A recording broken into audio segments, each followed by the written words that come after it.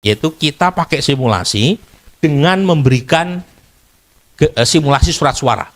Dan hasilnya, Bapak sekalian, kalau kita pakai simulasi surat suara, itu Pak Prabowo Gibran 51,8%, sementara di peringkat kedua itu adalah Anies Muhaimin 24,1%.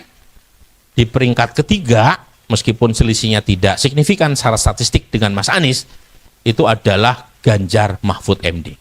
Dan masih ada 4,5% pemilih responden kita yang waktu kita survei mengatakan tidak tahu tidak jawab. Jadi tanpa cawapres. Hasilnya konsisten. Pak Prabowo unggul, ya, jauh dibanding dua penantangnya, dan sedikit di atas batas psikologis 50%. Ini trennya. Jadi trennya begini. Jadi konsisten, tren buat Pak Prabowo masih naik. Ya. Ya. Sementara tren buat Mas Ganjar masih turun. Tren buat Mas Anies kurang lebih stagnan. Ya.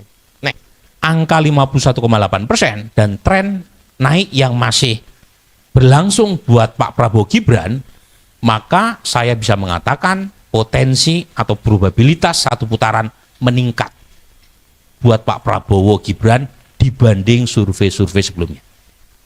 Jadi kalau sebelumnya mungkin tingkat atau probabilitas satu putaran 50-50, ya, sekarang meningkat lagi. Tetapi tetap masih ada peluang buat terjadinya dua putaran. Meskipun peluang dua putaran itu menipis seiring dengan peningkatan suara Pak Prabowo. Mereka yang belum menentukan pilihan 4,5% tadi itu tidak didominasi ke Anies. Ya. Ada juga nih yang memilih Pak Prabowo. 4,5% itu tidak otomatis menjadi keuntungan buat Mas Anies atau Ganjar. Ya. Terbagi kurang lebih agak proporsional tuh di sini. Mas Ganjar juga dapat tuh dari 4,5%. Jadi kalau kita mendasarkan pada model prediktif, suara Pak Prabowo bisa kita simpulkan satu putaran. Kalau berdasarkan model prediktif ini. Karena lower estimate buat Pak Prabowo di atas 50%.